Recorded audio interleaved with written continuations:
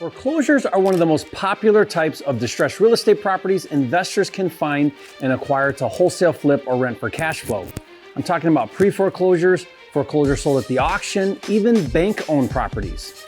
On this video, not only am I going to break down the different types of foreclosures, but you're also going to learn the foreclosure process and timeline so you know exactly how foreclosures work and how to help sellers during that stressful time. I'm also going to show you 4 steps to acquire foreclosure properties, and most importantly, be sure to stay to the end of this video because I'm going to show you exactly how to get unlimited pre-foreclosure, auction, and bank-owned property data anywhere in the US for free. But first, if you're new here, my name is Jerry Norton. I make millions of dollars a year wholesaling and flipping houses. And here on my YouTube channel, I show you how to do the same. So if you want to be a flipping genius like me and live your dream life, subscribe to my channel and watch my videos. When a borrower defaults on a home loan, foreclosure is the legal recourse for the lender to take possession of the property in order to sell it and recover some or all of the amount owed on the loan.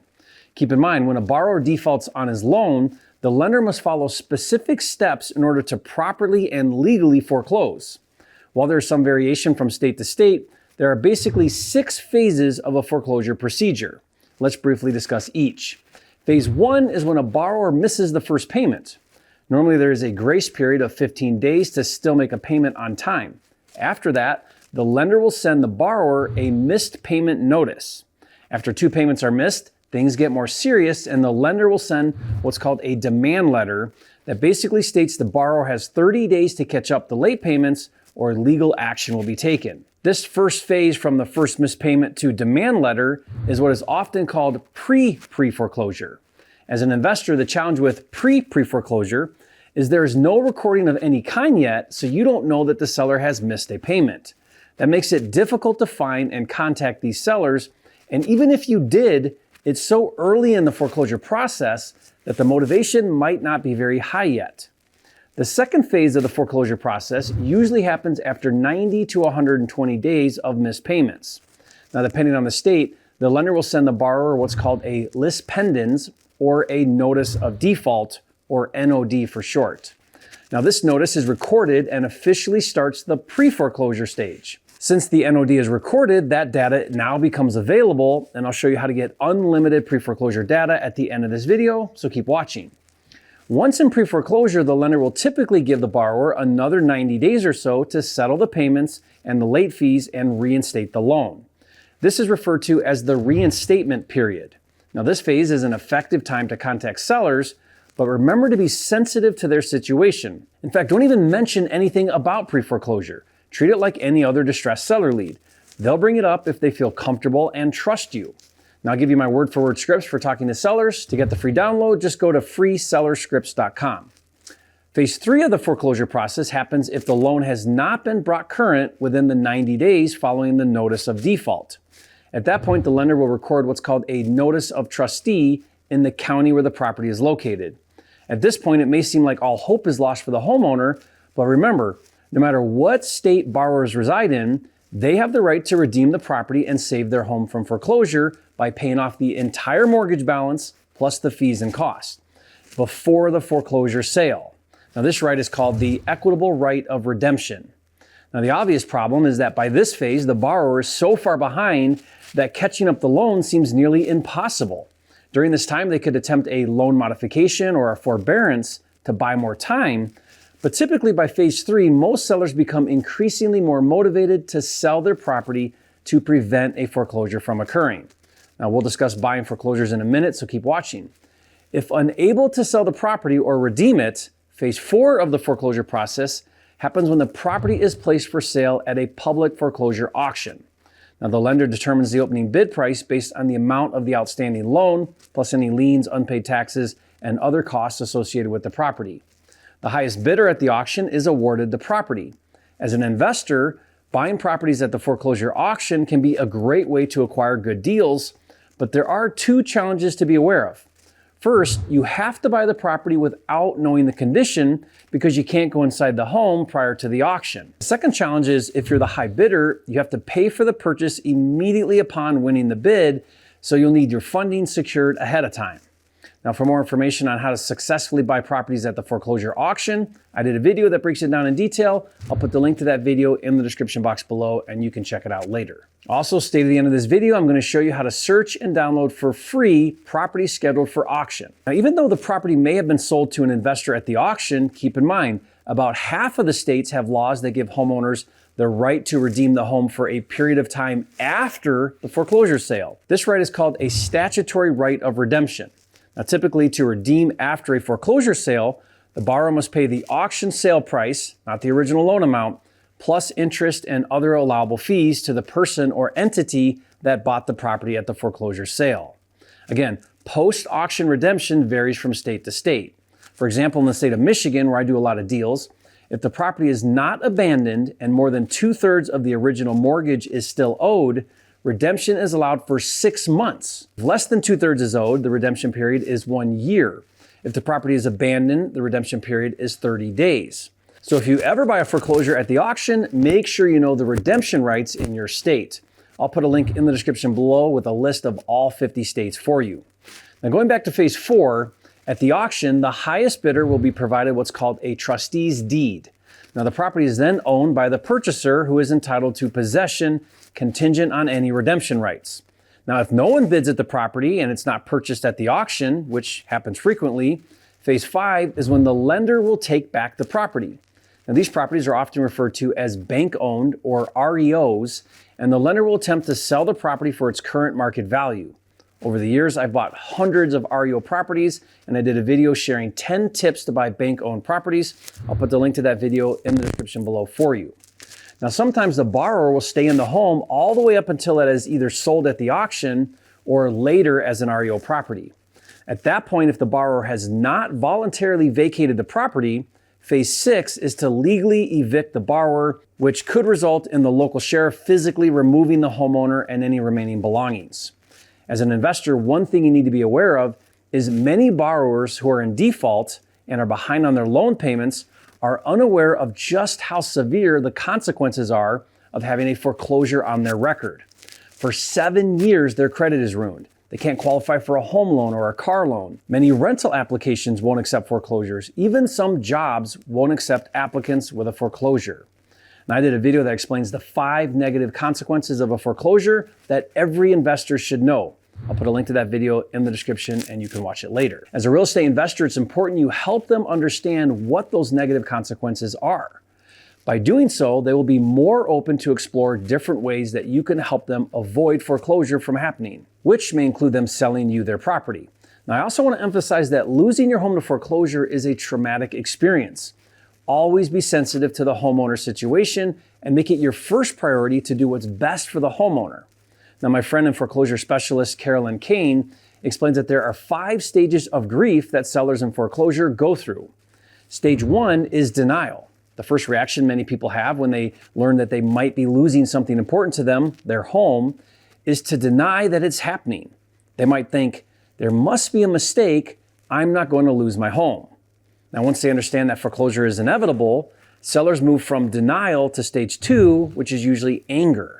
They blame whoever they can for the situation, including a boss, a business partner, and especially the foreclosing lender. They'll say, those greedy banks are to blame. As a way to try to avoid the cause of the grief entirely, the next stage is to try and bargain their way out of the situation. They'll think, maybe if I tell the bank about my hardship, they'll let me keep the house. Now, once bargaining doesn't work, many sellers move to stage 4, which is depression. They become saddened by the reality of their situation. They'll say, I have so many good memories in this house.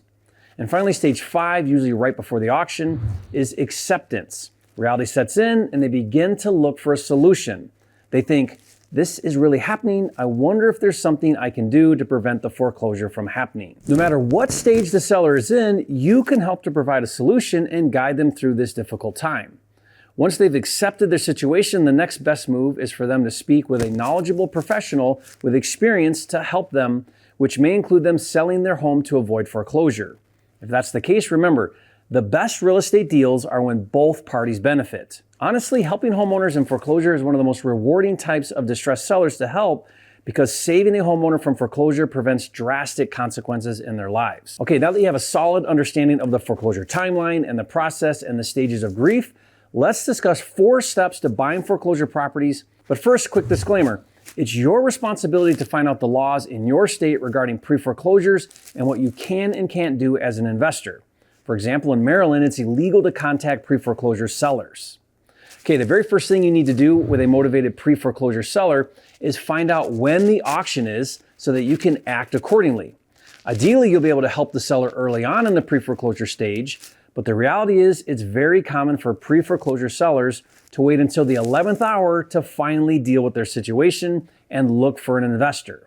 For example, you may acquire a pre-foreclosure lead as soon as the list pendens or the notice of default is filed and call or send a direct mail letter, but then the seller ignores it. This is because they're also getting calls from the bank and probably other bill collectors, and they just stop responding to everyone and do what I call the ostrich effect, which is to put their head in the sand and hope it goes away. Remember the different stages of grief. Then right before the auction, once acceptance sets in, they call you. I once received a call from a pre-foreclosure seller 3 days before the auction. That was a tricky one to pull off. Step 2 is to find out what's owed on the loan, including the exact amount owed to the bank to bring the loan current before the auction and stop the foreclosure. You could request a current bank statement from the seller, but even better is to have the seller request a payoff letter from the bank. This is common for banks and easy to get. It won't just be the principal and interest payments that need caught up, but also property taxes and fees and penalties. Finding this out is critical because you need to know if there's enough equity to put a deal together. The third step is to decide the best deal structure with the seller, but no matter what route you decide, cash will be required to catch up all the back payments and penalties. Option 1, of course, is in addition to paying cash to catch up all the back payments and penalties, if enough equity, you could also pay cash to buy the property outright directly from the seller. Now, depending on how much time you have before the auction, you could obtain a hard money or private money loan to buy the property. But cash isn't the only option. Option 2 is to use a creative financing strategy called Subject To, where you take over the property subject to the existing loan. Basically, you control the property and you start making the monthly payments on the loan, and if and when you sell or refinance the property later, you pay off that existing loan. To learn more about how to structure Subject To, watch a live call where I buy a house Subject To and explain the process to the seller. I'll put the link to that video in the description below. Once you've decided the best way to structure the deal, step 4 is to decide on your exit. Are you going to wholesale the deal to another investor? Are you going to close on it and do a fix and flip? Or are you going to close on it, keep it for a long-term rental for cash flow? Now, I'm glad you stayed to the end of this video because I want to talk to you about how to get pre-foreclosure leads, auction leads, and even REOs using a revolutionary new software called PropWire. Now, if you've never heard of PropWire, it's the nation's largest database of distressed seller leads, including pre-foreclosure, auction, and REO properties, and it's absolutely free to search and download as many leads as you want. To check it out, just go to joinpropwire.com. Now, first, let me show you how to search for pre-foreclosures. Step 1 is to enter a search location. With PropWire, you can search by city, state, county, or zip code. To get enough search results for pre-foreclosures, REOs, or auctions, you should enter a city or county, depending on the population. Okay, step 2 is to click the More tab to open more advanced search filters. Then click the Foreclosure filter category to open all foreclosure filters. Step 3 is to search pre-foreclosures by recording date, which is the date they officially became a pre-foreclosure. For example, if you want to search for pre-foreclosures in the past 3 months, enter a start date of 3 months ago. Keep in mind, PropWire will automatically set today's date as the end date. Click Save and Close to run the search. After you save your search, step 4 is to review your results.